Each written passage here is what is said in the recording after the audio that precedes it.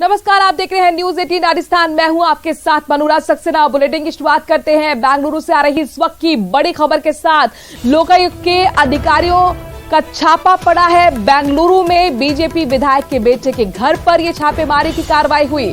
विधायक मादल के बेटे के घर पर कैश मिला है। करीब 6 करोड़ रुपए का नकद बरामद हुआ है। आप देख सकते हैं किस तरह से वहां पर लोकायुक्त के अधिकारी छापेमारी की कार्रवाई को अंजाम देते हुए, और ये नोट गिने जा रहे हैं। 6 करोड़ ये नकदी जब्त की गई है। लोकायुक्त के अधिकारियों ने छापेमारी की। बेंगलुरु में बीजेपी विधायक के बेटे के घर पर यह छापेमारी हुई। विधायक बादल के बेटे के घर पर कैश मिला। करीब 6 करोड़ रुपए का बताया जा रहा है कि अब तक नकद मिला है। तस्वीरों में आप देखिए किस तरीके से वहां पर तमाम अधिकारी जो हैं वो कैश को गिनते हुए, अभी तक माना जा रहा है कि करीब 6 करोड़ रुपए का नकद मिला है। ये घर से बरामद हुआ है। विधायक मादल के बेटे के घर पर छापेमारी। बीजेपी के विधायक है मादल। एक और बड़ी खबर का रुख करते हैं। इंदौर टेस्ट में भारत की हार हुई है। ऑस्ट्रेलिया ने आपको बता दें कि 9 विकेट से हरा दिया है। इस वक्त की बड़ी खबर क्रिकेट के मैदान से। इंदौर टेस्ट में भारत की हार का खतरा पहले ही मंडरा रहा था। ऑस्ट्रेलिया ने 9 विकेट से भारत को हरा दिया है।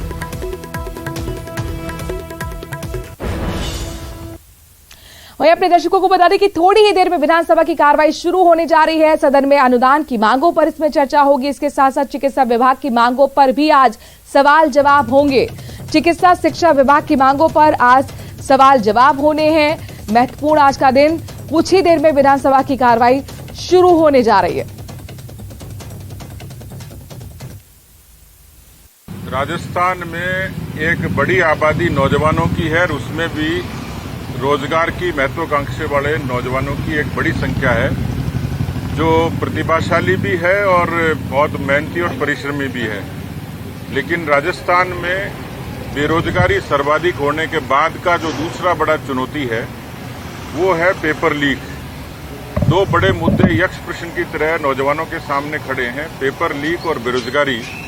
इन दोनों ही मुद्दों पर सदन में भी कई बार बहस हुई है और सड़क पर भी अलग अलग तरीके के सब संगठनों ने प्रतिकार किया सरकार का।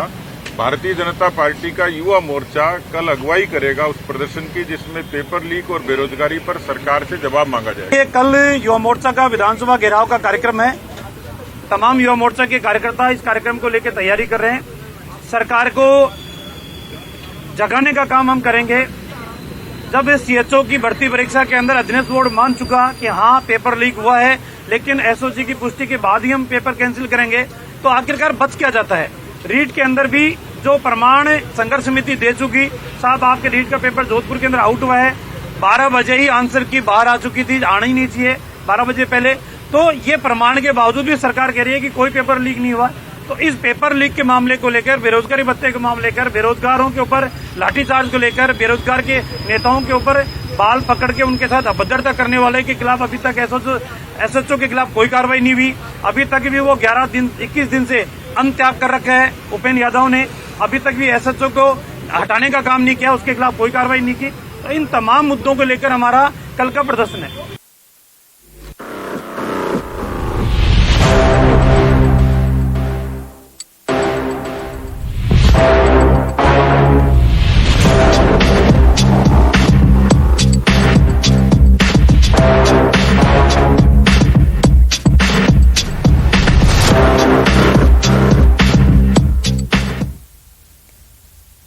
और अब बात आज की सबसे बड़ी खबर की। उदयपुर से यह बड़ी खबर है। निलंबित एएसपी दिव्या मित्तल के ठिकाने को ध्वस्त कर दिया गया है।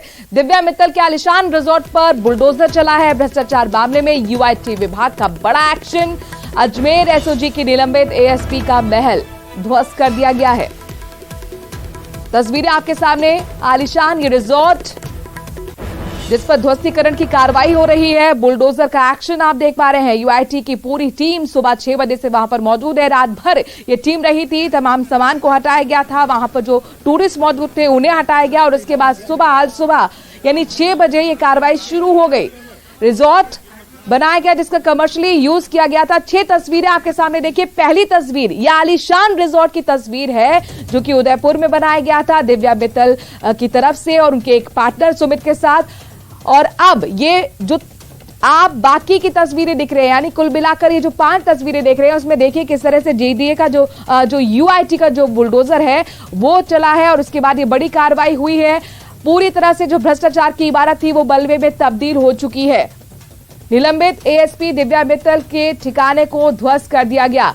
कौन है आखिरकार दिव्या मित्तल, जरा ये भी समझ लीजिए, जिसने उदयपुर में अवैध आलीशान रिजॉर्ट बना रखा था और व्यावसायिक गतिविधियों चलाने के साथ साथ डराने धमकाने वाले अड्डे के रूप में रिजॉर्ट का इस्तेमाल किया जा रहा था। यानी ये वही ठिकाना है जहां पर लोगों से रिश्वतखोरी की जा रही थी, उन्हें डराने धमकाने के लिए ये एक पूरी तरह से अड्डे के रूप में इस्तेमाल किया गया था। वेडिंग यहां पर हो रही थी, मैरिजेस हो रही थी, बुकिंग चल रही थी, कमर्शियली यूज हो रहा था और अब आखिरकार फर्म के नाम पर जो पूरा यहां पर बनाया गया था, एक फार्म हाउस के नाम पर, उस रिजॉर्ट को ध्वस्त कर दिया गया है। निर्माण तोड़ा जा रहा है जो कि इन्होंने सेटबैक में किया है और जो स्वीकृति से अधिक किया है। ये जो इसका आधा भाग है, आधे भाग में तो कोई स्वीकृति भी नहीं ली है इन्होंने, तो बिना स्वीकृति के निर्माण किया गया है और इसमें भी उतना ही कराया जा रहा है जितना कि अवैध है, मतलब जो बिना स्वीकृति किया गया है। उसका पट्टा लेकर क्या व्यवसायिक गतिविधियां की जा रही है? हाँ, जिस समय हम आए थे उस समय भी यहाँ पे लगभग 30-40 गेस्ट रुके हुए थे होटल में। 30-40 लोग। काफी हिस्सा जो है वो इस रिसोर्ट का तोड़ा जा चुका है। ये वो भ्रष्टाचार की इमारत है जो कि दिव्या मित्तल द्वारा तैयार की गई थी। आप देखिए करीबन 2 करोड़ रुपए की रिश्वत के मामले में दिव्या मित्तल को गिरफ्तार किया गया था और उसके बाद जो जांच शुरू की गई उसी में आप देख सकते हैं कि ये जो रिसोर्ट है ये भी सामने आया था। पूछताछ में इस रिसोर्ट के बारे में भी जानकारी मिली थी कि ये वही रिसोर्ट है जहां पर जो फार्म हाउस का पट्टा होते हुए व्यावसायिक गतिविधियां यहां पर संचालित की जा रही थी। दूसरा आप देखिए इसी जगह पर दिव्या मित्तल द्वारा जब परिवादी से रिश्वत की मांग की जा रही थी तो उसके जो दलाल थे उन्होंने यहीं पर उस जो परिवादी था उसे बुलाकर उसे डराया धमकाया था। सुबह से यूआईटी की पूरी तैयारी थी इसको गिराने की और पहले से नोटिस चस्पा कर दिया गया था। नोटिस चस्पा करने के बाद में अब जो परिवार के सदस्यों द्वारा जब इसे स्वतः ध्वस्त नहीं किया गया तो यूआईटी की जो टीम है वो यहाँ पर पहुंची है। अब पूरी रात यहाँ पर यूआईटी के जो परिवार के जो दिव्या मित्तल के मिलने वाले थे वे लोग यहाँ पर मौजूद थे। उनके द्वारा इसे खाली करने की कोशिश की गई कि जल्दी से जल्दी इसे पूरा खाली कर दिया जाए, क्योंकि ज्यादा से ज्यादा सामान यदि निकाल लिया जाएगा तो जो नुकसान है वो कम होगा। फिलहाल आप देखिए कि अब जो काफी सारा सामान बीती रात को हटा दिया गया, लेकिन अब लगातार जो है इसे ध्वस्त करने की जो कार्रवाई है वो सुबह से शुरू कर दी गई थी और अभी भी ध्वस्त करने के लिए जो टीम है वो यहाँ पर बड़ी तादाद में टीमें जो है वो मौजूद है। आप इस रिसोर्ट को देखिए कि कितना बड़ा रिसोर्ट, कितनी बड़ी जगह पर ये जो रिसोर्ट है इसका संचालन जो है वो किया जा रहा था और अब काफी बड़ी जगह इस रिसोर्ट में थी। वेडिंग सीजन जो है वो वहाँ उस समय ये लगातार इसकी जो बुकिंग है वो चल रही थी, लेकिन अब इसे ध्वस्त करने के लिए यूआईटी की जो टीम है वो सुबह से लगी हुई है। यूआईटी के अधिकारी जो हैं वो यहाँ पर सुबह से मौजूद हैं। खुद आप देखिए यूआईटी के जो सचिव हैं वो यहाँ पर हैं। कोशिश की जाएगी कि जल्दी से जल्दी इस इमारत को ध्वस्त किया जाए और यही प्रयास जो है नजर आ रहे हैं। कुल 3 जेसीबी हमें अब तक यहाँ पर नजर आई है। 3 जेसीबी जो है वो ध्वस्त करने के इस काम में लगी हुई है। कोशिश की जा रही है कि जल्दी से जल्दी ध्वस्त करने की पूरी प्रक्रिया हो पाए। आरपीएस दिव्या मित्तल के भ्रष्टाचार के मामले में गिरफ्तार होने के बाद में अब उदयपुर में दिव्या मित्तल के रिसोर्ट पर यूआईटी द्वारा बड़ी कार्रवाई की जा रही है और दिव्या मित्तल के नेचर हिल रिसोर्ट को ध्वस्त करने की कार्रवाई की जा रही है। आप देखिए मैं इस समय आपको तस्वीरें दिखाऊंगा।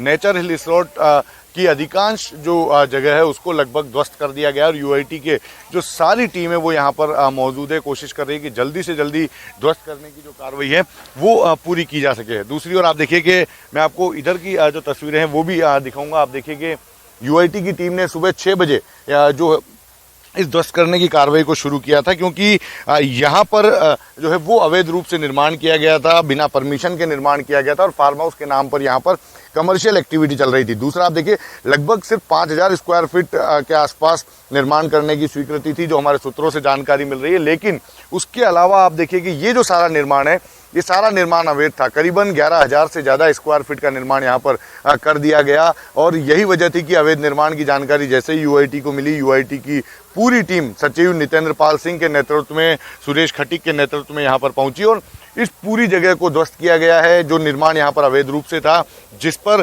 फार्म हाउस का पट्टा होते हुए कमर्शियल एक्टिविटी की जा रही थी, वो पूरे निर्माण को ध्वस्त किया गया। और आप लगातार देखिए कि 4 से ज़्यादा जेसीबी जो है इस समय यहाँ पर इस रिसोर्ट, नेचुरल रिसोर्ट के अंदर मौजूद है और अब कोशिश की जा रही है कि जल्दी से जल्दी जो अवैध निर्माण जिसे ध्वस्त किया जाना है उसे ध्वस्त किया जाए। इस रिसोर्ट को ध्वस्त करने से पहले बीती रात यहाँ पर तकरीबन 30 से ज़्यादा पर्यटक जो कि कोल्हापुर से आए हुए थे वो यहाँ पर मौजूद थे। यूआईटी की टीम ने पूरा मौका दिया कि सभी पर्यटक अपने सभी सामान को सुरक्षित बाहर निकाल दे और सुरक्षित जगह पर चले जाए। इसके अलावा दिव्या मित्तल के जो दूसरे परिवार के सदस्य थे उन्हें भी ये मौका दिया गया नोटिस देकर कि वे अपने रिसोर्ट के अंदर जो सामान रखा हुआ है उस सामान को बाहर निकालें, सुरक्षित रूप से उसे हटा लें और उसके बाद में अवैध रूप से जो निर्माण यहाँ पर किया गया उस पर कार्रवाई की जाएगी। तो बीती रात पूरी रात यहाँ से सामान खाली करने की कार्रवाई जो है वो चलती रही। उसके बाद में आज सुबह 6 बजे सचिव नितेंद्र पाल सिंह के नेतृत्व में पूरी यूआईटी की टीम यहाँ पर पहुंची और जो भ्रष्टाचार की जो ये इमारत थी यहाँ पर पीला पंजा चलते हुए देखा गया। और उसके बाद की जो तस्वीरें हैं आप देख सकते हैं कि चारों ओर जो है वो मलबा जो है वो इस समय नजर आ रहा है।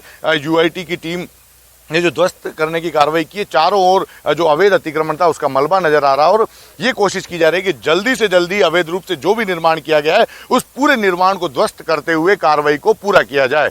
कपिल श्रीमाली, न्यूज़ 18 उदयपुर।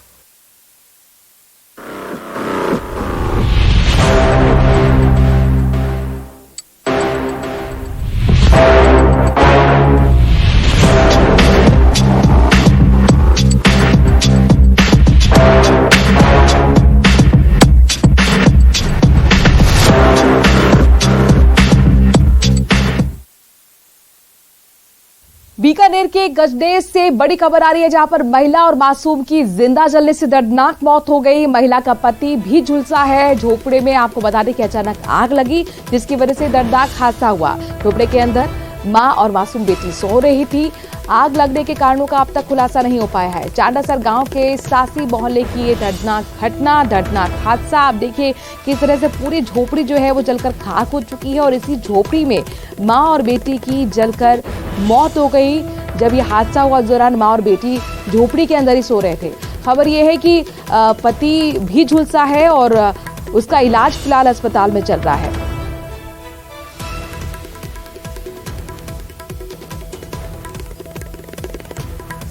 बीकानेर से बड़ी खबर, जहां पर महिला और मासूम की जिंदा जलने से दर्दनाक मौत की खबर आ रही है। झोपड़े में अचानक आग लगी, जिस वजह से ये हादसा हुआ है।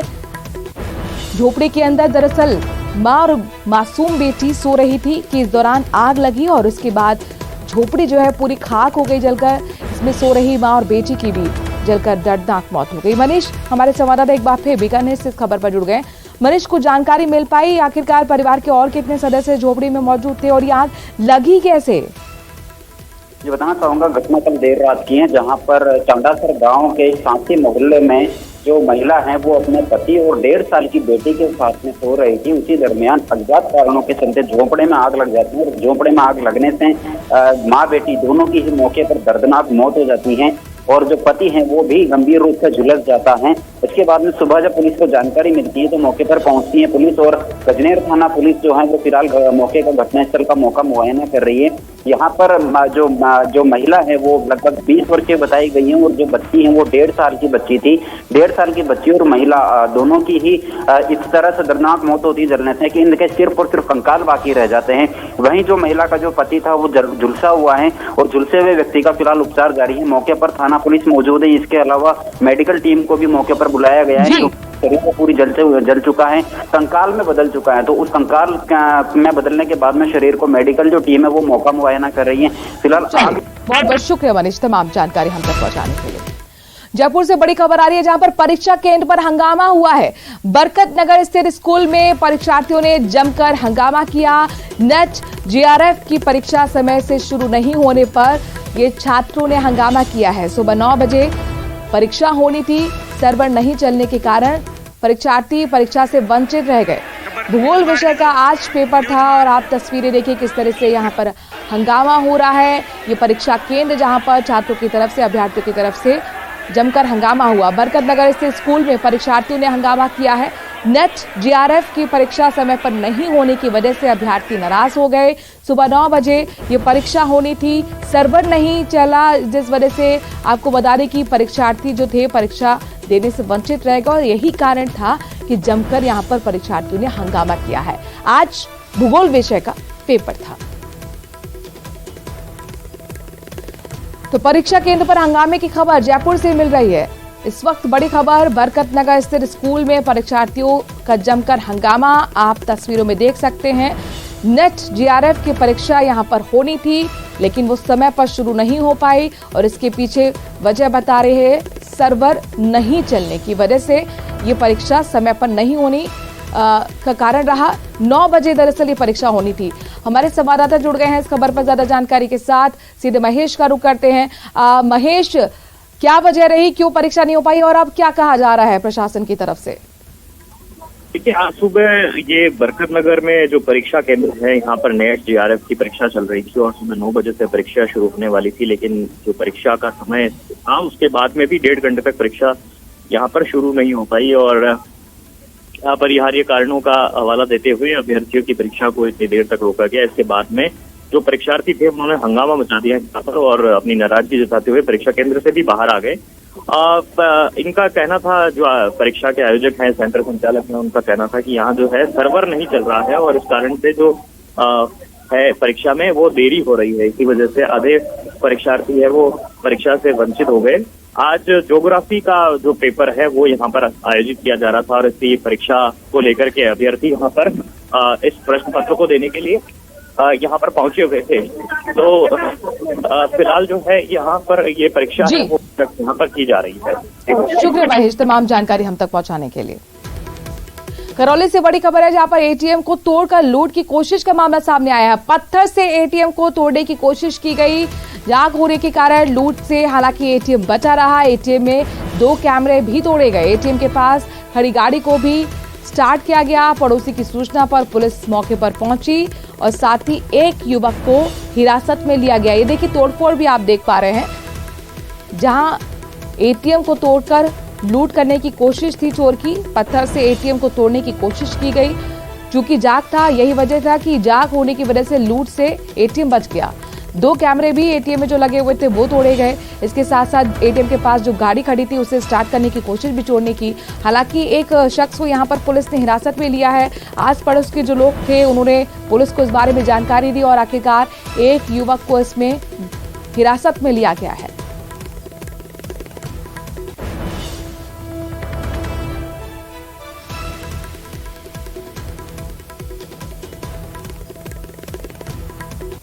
करौली में चोरों के हौसले बेहद बुलंद। एटीएम को तोड़कर लूट पाट करने की कोशिश हालांकि नाकाम रही। पत्थर से एटीएम को तोड़कर लूटपाट करने की कोशिश थी चोर की। चूंकि जाग होता इसलिए जाग होने की वजह से लूट से ये एटीएम बचा रहा। 2 कैमरे भी इस दौरान तोड़े गए। जो एटीएम के पास गाड़ी थी उसे भी स्टार्ट करने की कोशिश की गई। पड़ोसी की सूचना पर पुलिस मौके पर पहुंची और एक युवक को हिरासत में लेकर पूछताछ की जा रही है। धर्मेंद्र हमारे संवाददाता इस खबर पर जुड़ गए। धर्मेंद्र, क्या ये वही युवक है जो चोरी की कोशिश कर रहा था जिससे पूछताछ पुलिस कर रही है? क्या कुछ निकलकर सामने आया है अब तक? जी देखिए, बताना चाहूंगा, इस युवक को पुलिस ने जब एटीएम तोड़ने की सूचना मिली थी, पहुंची तो 2 युवक मौके पर मिले थे, तोड़ने का प्रयास कर रहे थे। दोनों ही युवक मौके से पुलिस को देखकर भागने लगे तो पुलिस ने पीछा करके एक को दबोचा है। तो ये कंफर्म बताया जा रहा है। हालांकि पुलिस अभी पूछताछ कर रही है। पुलिस का कहना है कि जल्दी इस पूरी वारदात का खुलासा किया जाएगा। हालांकि जो घटना थी उसमें लाखों रुपए की जो राशि है वो लूटने से बच गई और ये एक तसल्ली की बात है। जी शुक्रिया धर्मेंद्र, तमाम जानकारी हम तक पहुंचाने के लिए। नागौर से बड़ी खबर आ रही है जहां पर आत्मदाह की कोशिश करने वाले क्लर्क की मौत हो गई। रामसुख मेघवाल के इलाज के दौरान मौत हो गई। अजमेर जेएलएन अस्पताल में इलाज चल रहा था और इस दौरान मौत क्लर्क की हो गई। स्कूल प्रिंसिपल और साथी कर्मचारियों पर प्रताड़ना का आरोप क्लर्क ने लगाया था। प्रिंसिपल और एक शिक्षक को अब तक कार्रवाई करते हुए निलंबित किया जा चुका है। क्लर्क जिसने आत्मदाह की कोशिश की। इलाज के दौरान उसकी मौत की जानकारी मिल रही है। अजमेर जेएलएन अस्पताल में उसका इलाज चल रहा था, इस दौरान उसकी मौत हुई। स्कूल प्रिंसिपल और साथी कर्मचारी पर उसने प्रताड़ना का आरोप लगाते हुए आत्मदाह की कोशिश की थी। 80% वो उस वक्त ही जल गया था और माना जा रहा था कि बहुत संभावना नहीं है कि वो जिंदा रह पाए, और आखिरकार हुआ भी वही। इलाज के दौरान खबर मिल रही है कि क्लर्क की मौत हो गई जिसने आत्मदाह की कोशिश की थी। उसने प्रिंसिपल और अपने साथी कर्मचारियों पर प्रताड़ना का आरोप लगाया था। हालांकि कार्रवाई करते हुए प्रिंसिपल और एक शिक्षक को अब तक निलंबित किया जा चुका है।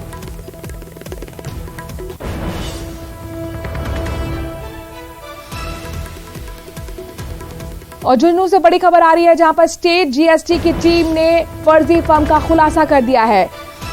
मलसीसर में लगभग 4 करोड़ टर्नओवर वाली फर्म फर्जी निकली। बुडाना में 35 लाख टर्नओवर वाली फर्म का पता भी फर्जी निकला।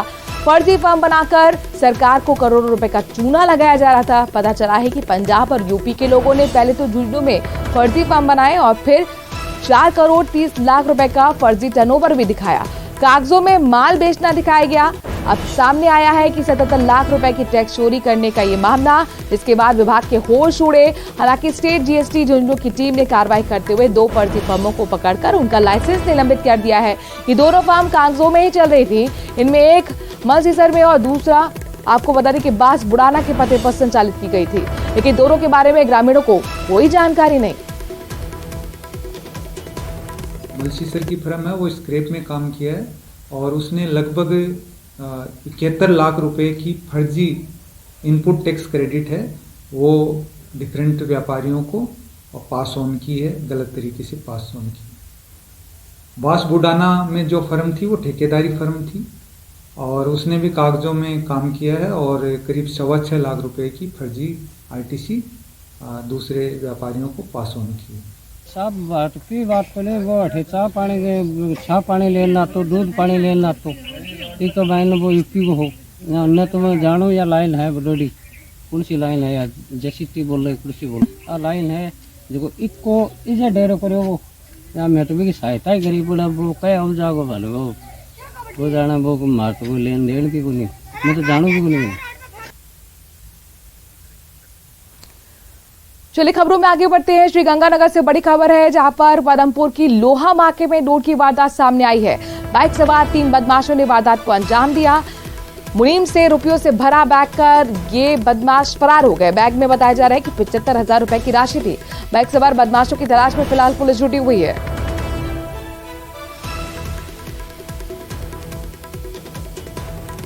ये देखिए पदमपुर की लोहा मार्केट में लूट की किस तरह से वारदात हुई, ये आप सीसीटीवी फुटेज में भी देख पा रहे हैं। 75,000 रुपए लेकर जो पूरा कैश से भरा हुआ बैग था उसे लेकर फरार बदमाश हो गए। सर मैं बाजार से अपनी कलेक्शन करके आ रहा था। ये सचिन भोला बर्तन भंडार वाले हैं ना, इसके सामने 3 लड़के थे मोटरसाइकिल, मेरे को पता नहीं कौन सा था सर, लोग स्प्लेंडर बता रहे वैसे तो किसी ने देखा लड़कों ने, तो मेरे तो एकदम झपटा मार के छीन लिया गया। वैसे मेरे अंगूठे के अंदर होता बैग, फिर भी उसने छीन लिया गया। मेरा अंगूठा भी खींचा उन्होंने। कुल कितने जने थे वो? 3 जने थे। नकाबपोश थे? वाले ने खींचा है। नकाबपोश थे? हाँ, उसने कुछ बांध तो नहीं रखा था, मेरे तो हेलमेट नहीं थे उनके शायद मेरे ख्याल में, थोड़ा अंधेरा था, मैं नंबर नहीं भी देख सका उनके। तो आपने शोर मचाया होगा? शोर तो मैंने बहुत मचाया सर, पर वो जितनी देर बजा रहे उतनी देर निकल चले गए थे। जयपुर से बड़ी खबर है, जहां पर जेडीए के प्रवर्तन दस्ते का बड़ा एक्शन देखने को मिला है। जेडीए के प्रवर्तन दस्ते की जोन 8 में कार्रवाई हुई। नारायण बिहार से और साथ ही रामपुरा रोड सांगानेर में सीलिंग की कार्रवाई हुई है। जेडीए के बिना अनुमति 4 भूखंडों को अवैध रूप से संयुक्त किया गया। 600 वर्ग गज में सेटबैक्स बिल्डिंग वालोज का गंभीर वालोजन का अवैध निर्माण और उस पर व्यावसायिक बिल्डिंग की सीलिंग की कार्रवाई।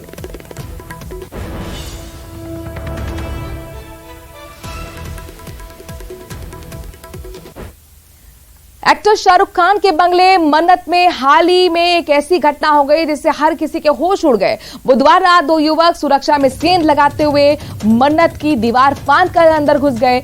इन दोनों युवकों को अब गिरफ्तार कर लिया गया है। हैरानी की बात तो यह है कि ये दोनों युवक मन्नत में घुसने के बाद बंगले की 3री मंजिल तक भी पहुंच चुके थे, लेकिन तभी सिक्योरिटी गार्ड्स की नजर उन युवकों पर पड़ी। उन्होंने दोनों को पकड़कर पुलिस को सौंप दिया।